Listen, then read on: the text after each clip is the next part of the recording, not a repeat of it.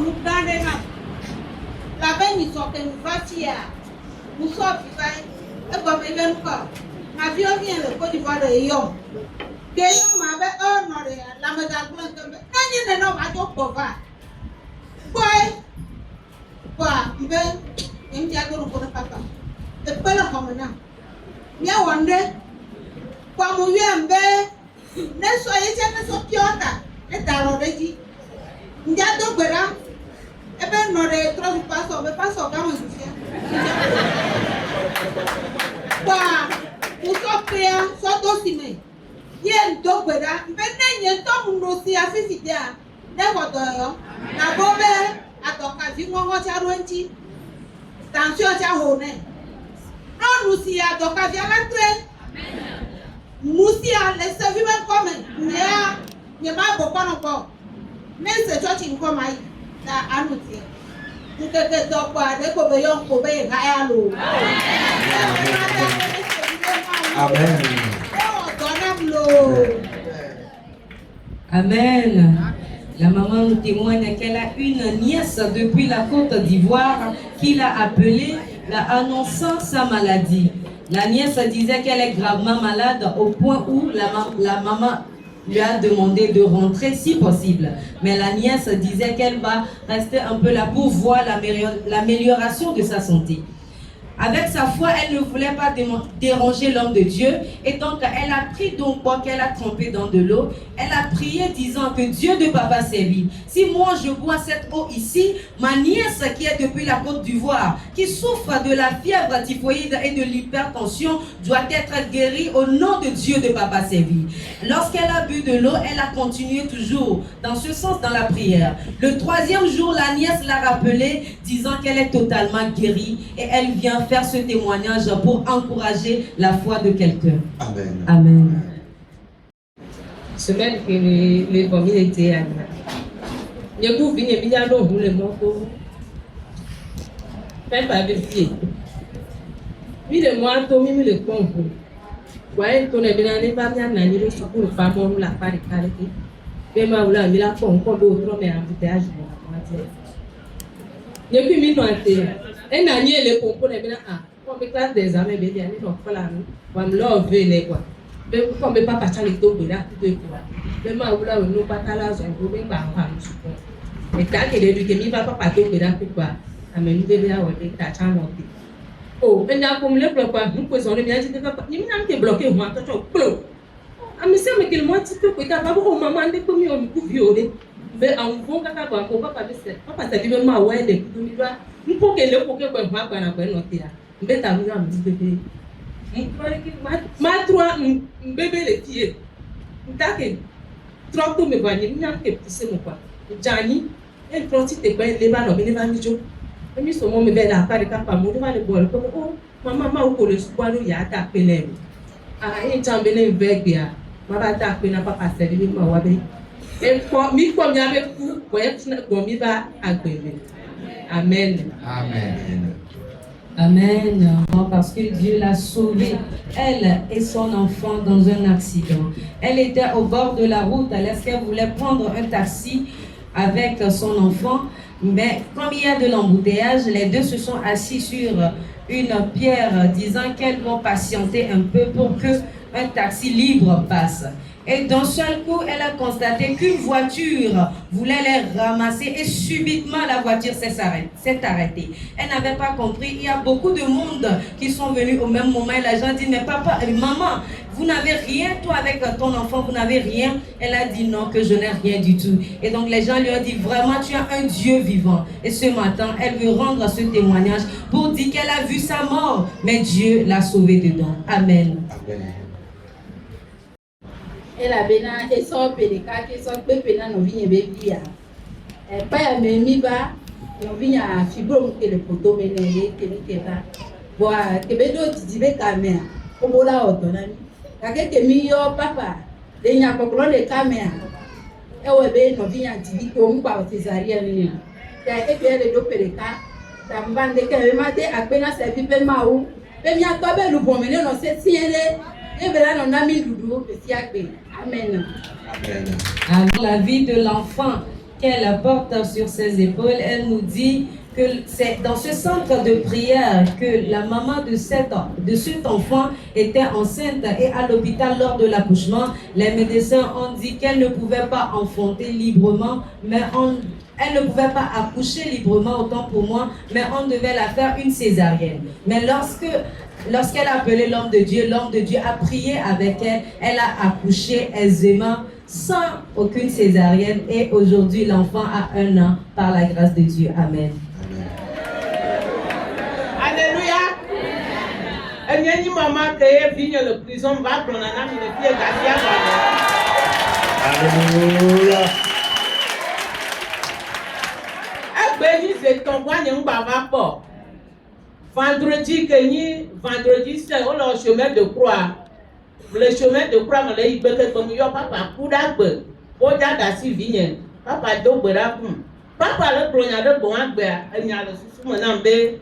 Ne tombez pas de via, nous voyons que pata bo voyez, mon punition yo le néa, de coucuna et maman ou bien le pelotino d'assis. Il y a un de sous mon âme le blanc. Nous y sommes le dos, madame, le blanc, le chemin de croix, 15 heures, de vieilles ombo d'assis, de maman va pleurer. Il y a un chemin de croix, mon Dieu, il y a des comme vers plein. Dieu a fagné, mi doit fagner vigner en crise. A fagner tom, mi doit fagner vigner en crise. Encore quoi ça a fagner condi. C'est que Zozo comme bon non caca que tu vas à vivre les so. Oh crise mon quoi ça il condi. So ni so wa ma yo papa wa nyam ba yo ko nya ko no ti ma de ku na be ngba bi ti do mo wa ni do be se na nya to be nyam ba yo papa ko. Vam la vanti na do na gbada ja do gbada papa se bi mo ma wude. Enu ke gomo jeja wenu na ma de wala wenu na ko mkaro ti o. Ye mva so na do boy a do si mo. Mano korenti, mano lene, mano ne banon, kaka ma bebe eso afanya pour le church mbadu afanya mlova. Mbebe ma gbo ma va pa ya megbe. Ma va na papa ba nya be do ko bon be te kuma. Edo awenu. Vo boni be na evinye koka. E ko na do wa pi o séminaire. E ko 1,10,000 gamu. Be la so titre français na mia, va mia vinam pronan po.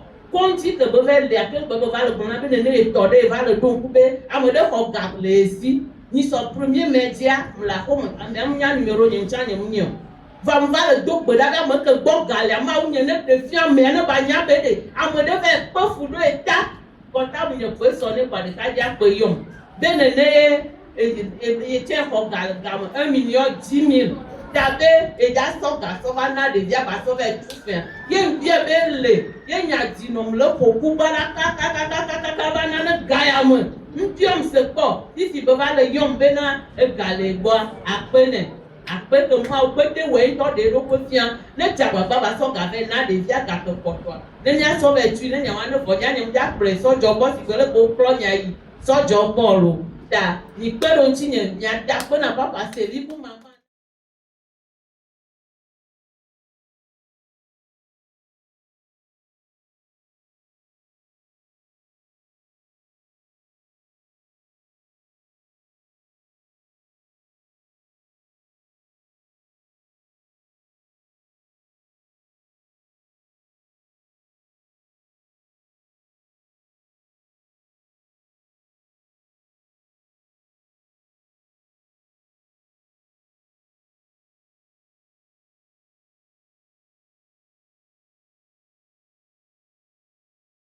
Takena tebi mawa isole ni kudo kini mi so ada pa me gba e mi so ni bi so do e mo me mi do po ni le to mama ti ha e to mi na ha re bena tebi ya do jode to ya o do me re ke ma ti o ha mi to ji kwa a ha re pa ti ta le ba le ami hu le jaba le ni bi pa ni a to do no ma ke mo a le be o tebi ma wu como abang kok mo ya to we la mo wa hare ka mo ke tunyan ti ba ya wa so le nya ben ko mo nya ben mo ya ko no ke ti ni dia nyo ku bi form se tra o yesu te bi ma wo konami hare ka kwa mo ya si ka ku tro nya ben ko do me se ka pa le ye be ni yo ko ba ya ko Ye kura gbe ni da tura gba yin sa pe ngo e gare ko mo ta so je bi ma wo ele de na ni ku fi ni ya yin sa pe ni te ya du ni pe agba mi do le yin sa pe awo ni sa sa mo na ni mo ba me ni mi pe asi ko ku ya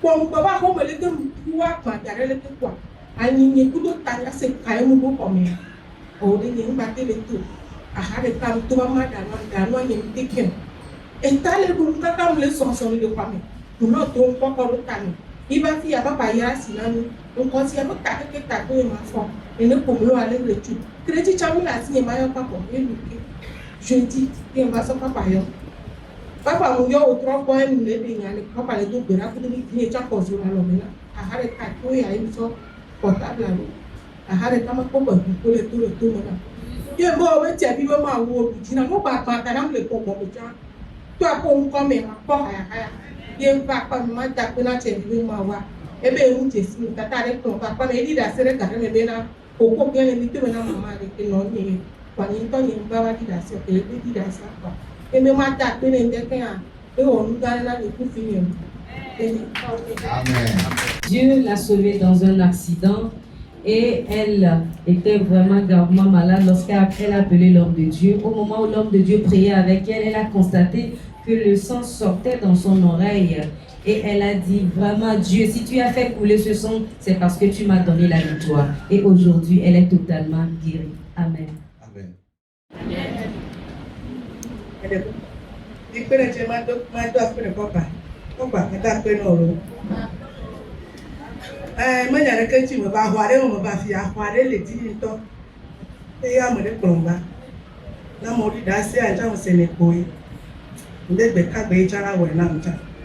Mo le mo kọ́kọ́ mi ni mo le po do nti opo e ba sese na mo ba papa bo re nke ti mo ba kora sa meji a mo po do nti se ka Amen. mo po be do nti mo le ko na mo tro be po ti mo le fi ajile jo mo po wo na ka ko ba ajile jo e vele aka ma so pe o ya ura gbe me ina siye ne ba ibo ni so wa mbe ma ya sia e mo jo e mo fo ga me mo jo e de mo jona mo do to ko so jo gbo mo to wa gbo mo do ga na to gbo o ya ko nu kala pa na mo mo dro agba ka pa ko mo le e mo cho ga wa ko le na ye ma be a ho kite ga na be ga mla si mi ne ko ko ni ba me ma ko go mo pa mo so jo ete ga na ne mo jo adro mu fo mu nyu na ma bobo to ba ne ke aspe na ma ne mo gbe na mu ye e ko hare ka kwa se ko se do bi na ni ma bla ama se na ka kwa mo ta ba ni ma te tito so jo ko le funa ole ti te afoni ala yi me adi ka so ame ke dro mu le funa adi ka so ba ta ka ba so bobo ne le ba to kwa ye mi ko di ke mi ko ji a mo so do nko la fi no consider ba ne ko so do nko la pete ame mo ya o kon dara si pe mo yi ele kuta wa ba mo so do ko be tele ma o won de ni mecha afo ya ke ya o mi ana ma e mu se ko mo ni are kare ka mo so pe le wa fo ale wa fa e lo bi to ko na se kare ka fa pe di kran mo ti po mo ta pa e mo ta fa pe jo se ka e ma le le mu ka fo ajo ni ke mo se pe ko da ka le ka o ba le se nka jo nka le wo mo be se bi e wo to le fi a be ka to se bi ma be se bi e ba o ma ba yo ai kon de a o ye ma ba ai kon de be ma jo o be aje be o pon ba be wa pon da ko be o da ga mi la sinyo ta ni ma ba ai kon yo ba o pon ka ga be aje ba o i ko ko un ati kere ba na to be me funa ami ale funa ma be play me ni ka ma mo so mi le me ka ba le ta mi ma da pe ne yesu le ma da pe yesu. Elle nous dit qu'elle a fait un commerce, import-export. Autant pour moi, un commerce, import-export. L'autre fois, elle voulait traverser la frontière et lorsqu'elle a fini par régler les policiers qui sont au niveau de la frontière, elle voulait marcher et elle a constaté qu'elle s'est glissée sur son pied gauche au point où elle ne pouvait même plus redresser le pied. On a pris l'ambulance pour l'amener à l'hôpital. Une fois à l'hôpital, elle a pris donc avec laquelle elle a commencé par masser le pied et elle a constaté qu'il y a eu un mouvement dans le pied et subitement le pied s'est redressé. L'MDSON prescrit des médicaments qu'on a demandé d'aller acheter à la pharmacie. Elle a dit qu'elle va mettre à l'épreuve, si elle va se mettre à l'épreuve pour voir si réellement elle pouvait marcher. Et aujourd'hui, jusqu'alors, elle marche correctement par la grâce de Dieu de Papa Sévi. Amen.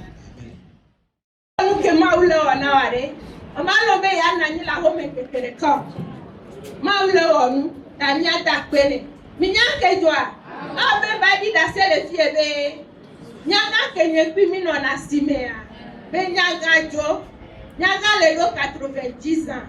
Eba me be ni so on ba ta sime dia nyaga be bi o ba si te ga me nya ma si le kene ne ha. Nyaga be nyamba do asi le te bi obe. Enyewu yo no a. Yo ba plus so yi mi se di ka to gbo wa me ame. Kemi do funu pa mi do na nya. Ole ponu pa me se amele kleto fite na idoa funu pona edo nchale se bibe ma wayo beke nchamba ya vamvae enu ke ja joane ma po ye njo na ni wale pale ko le nu popo ka pe ko se ka ba me gan ba site to no be yo nu kale wo ma me kale wa me mo be nyo be yo mi anya ga ho yo mi ba nani nyaga be ti o shi si pe mama ke nani le fie ya Onani le hlanu le ponu poyo to no be yo pita de nyeja unyaga mo be nyaga be kona nyela lome be nyanklo e marabu kwa kunu me ye nkwasi ji be ma ponu po be ma ponu po ke nkwasi ji ambe ezo uso nyaga la kom nu kenchi be kom ro no ni fiafi no to la kono bi o fiafi no nya se to no to la kono bi aseto tare Kunyanga ni kwanyano no wa nyatepe nyanga mudajo nyanga la kom donu kenchio ete mpo epumpo fake koma mute somo eye na bebe kwana mtare ne wacho kasia wacho da kulo tanonya nukone kasile nunya na mafolo kengulo poko kume na wano no kikiki mbe kwa chike tobe anya ewalo ebo kwa bebe nyakele funa yonka jibe magbado asiro funo Vanya bandi piero fungo, tero si platame. E konjo so me dare ke ngbenglene kwangblere debe la pare kanye mbale ko ako. E mu kole chike to no bonyama. No la gbegblere la yinko a. Ne ma jo pa wa chon la jo ne funa ya so na mekulo. Mbe yes. E konjo na ni dare mi le jikaka ko bebe. Eye nye ma jo nye ma gbado asi chike to be ne ma gbejo pa wa chon la jo le ko pero pa mere ka ba si tebe obe munyi tukara ye yo le o da amesi amela bala je syndicat to no be munyi o go ja dunu yo no be njamba nja dunu ye da bi fine yo jo nyanye nye mu jo ya home are nu ke ye nje buma da ne wa chon jikwa amesi amele katalo Obenye le sabafana yo cha yo le sabafana ta one krona nyemata si bafana ni sasa yo tono bone disa one kwasi na meke sana bire kapete kwa sana bafana tanela nyone tasi wato be bafana sasa ro nyere kan na nyile wa mo le frusi pe wa me amenya masire kanene ono kwa ojo asunywere doko na nyile wa me sibebe na de nyele ndenyo ekpenya le kume na le kwedotora neji kaka ke ganya supare dudu jidu rata nye kolera nye lobe mama droga ituasiwa chike to droga na tepele wa ba pare kapiti antro ke jo funyare mama tapena mau meno kachia e plena joji e kupatane manalo no nya nu connecta sile nu na mafolo amen jikaka ke betofie baba nyanga eba yasia ye vio be nyanga le yue be le kwela lo me mbata tianti la mba wu mola ifi ake nyanga ku lo de vio be yocha e itona be no cho le tibi ano agbe ya no ana iko for no le tibe o la ka ku akolo nyanga roa ke egbere iji na oni ase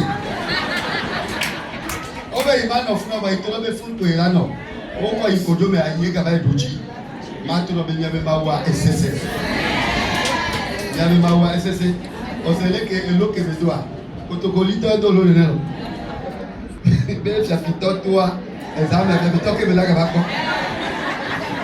On y a beaucoup de. Amen. Amen. La sœur est très contente ce matin. Elle nous dit que Dieu l'a aidée à retrouver son petit frère qu'elle a perdu depuis 8 ans.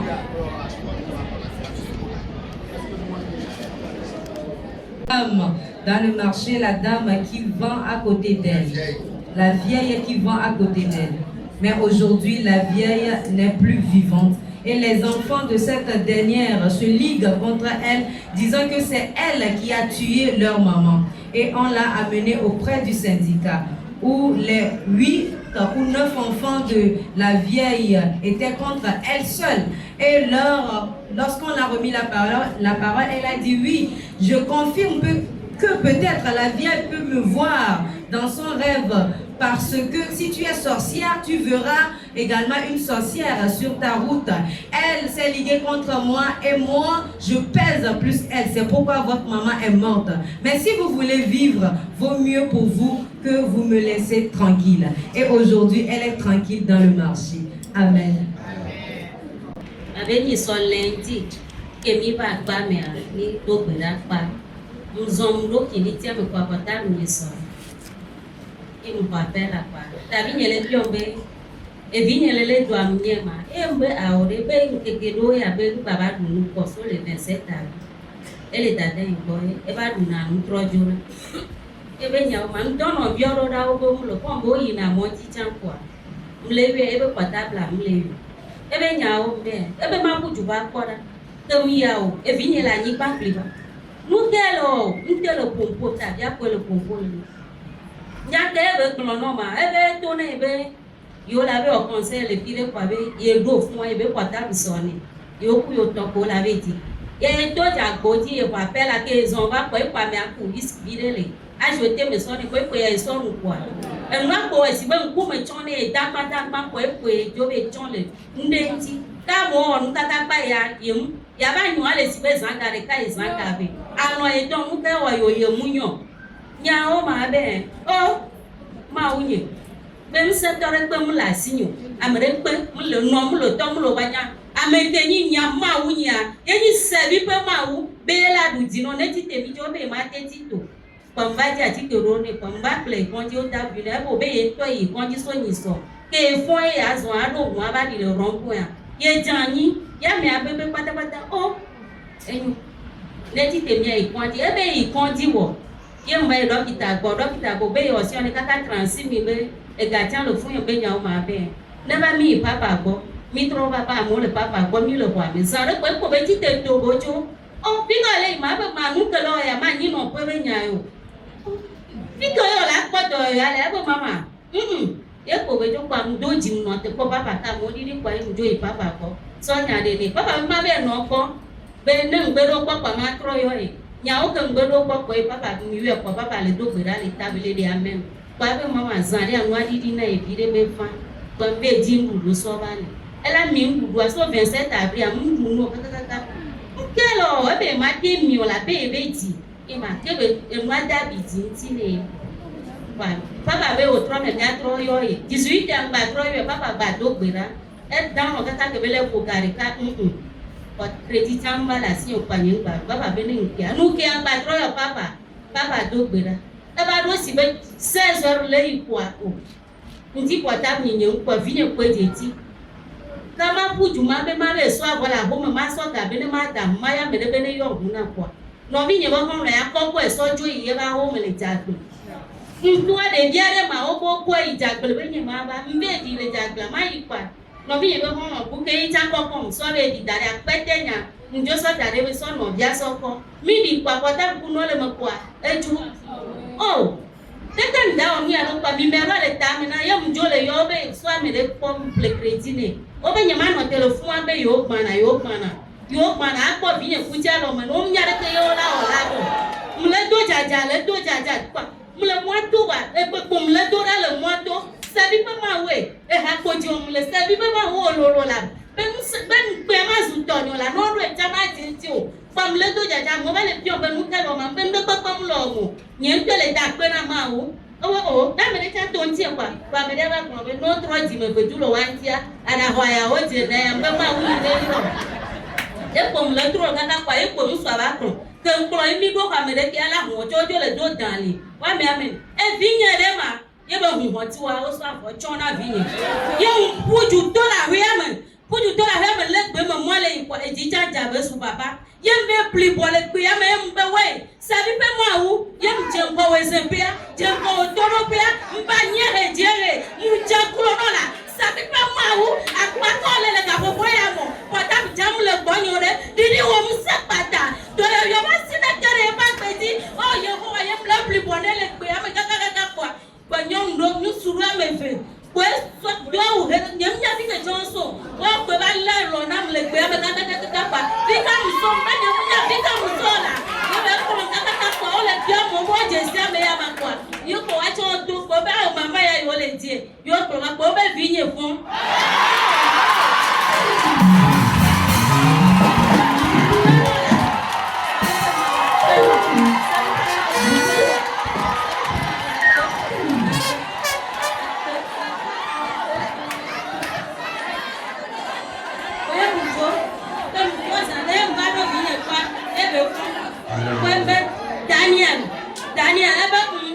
Daniel ebe yem so pe mu du akota ne be adimu de sere ko la dia am no la no o la 3 o la nyela mjo ka bo ke je ho anu a nene na trunu are ka pa be no so ne be de ko e trunu adile mu ala yin ko bele tru ka le tan pa ka kwa ya me be no pele ba hi ya ba ko ni o pele ba hi ya le ko ka kwa be ma jole e gba yen ba gogo yo yem ba m de sere ko ke gare mo wa be se bi pa ma una de sero ba una dogo ka le me ebe nyama jo zare ko e ko trowa yo ngbo iko ngba tro ya gwa ni ba je klo do gbere ka ko e ndro wa kwa ebe mama ba ma lo ko be jinyera je me ma ye ndo ko e ko be fa klasi ko na be enonye a o jinye je me so ba ma klo be da gbe na ma o be so ni so atia vendredi ami ko ba mu da ne edu zare ko be ya ba du zare du no se don ke ko nke mbe ma da pe ni se pe ma o be e ko to ku to ti Hallelujah.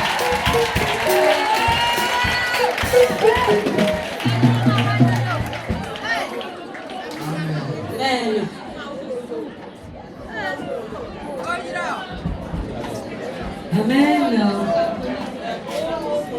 Amen.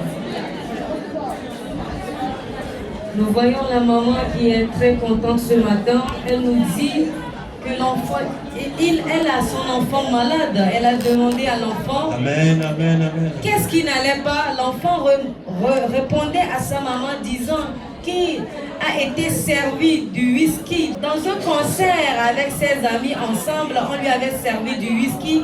Et depuis qu'il a pris ce whisky, il était parti en syncope et il s'est réveillé vers 1h du matin comme cela. Et depuis ce jour, l'enfant tombe gravement malade. On l'a amené auprès de l'homme de Dieu, mais lui-même s'est précipité pour partir parce qu'il s'entraînait un peu afin qu'il voie l'homme de Dieu. En cours de route, au moment où sa maman l'amenait à l'hôpital ou à la maison, l'enfant était parti avec la petite sœur de la maman. Et la maman était derrière elle, mais lorsque la maman les a appelés, elle dit « Attends là-bas, on va venir ». Pourtant, l'enfant était déjà mort auprès de ceux qui l'avaient accompagné. Et lorsqu'on était venu prendre la maman ici pour aller voir son enfant, l'enfant était déjà mort et on l'avait couvert avec un voile.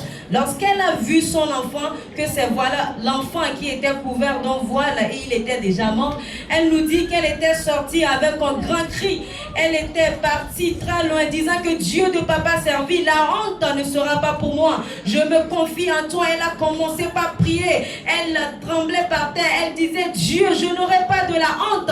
Subitement, il y a 2 hommes qui étaient venus la prendre pour la ramener auprès de l'enfant. C'est là on l'annonce que maman, ton enfant est ressuscité. Et vraiment, elle était émue. Elle a dit, Dieu, tu ne m'as pas abandonné. Immédiatement, l'enfant voulait être emporté par un esprit de folie. Au même moment, elle a encore prié. Et aujourd'hui, elle témoigne que vraiment, Dieu Dieu de papa servi a ressuscité son enfant. Aujourd'hui, l'enfant est en bonne santé. Amen.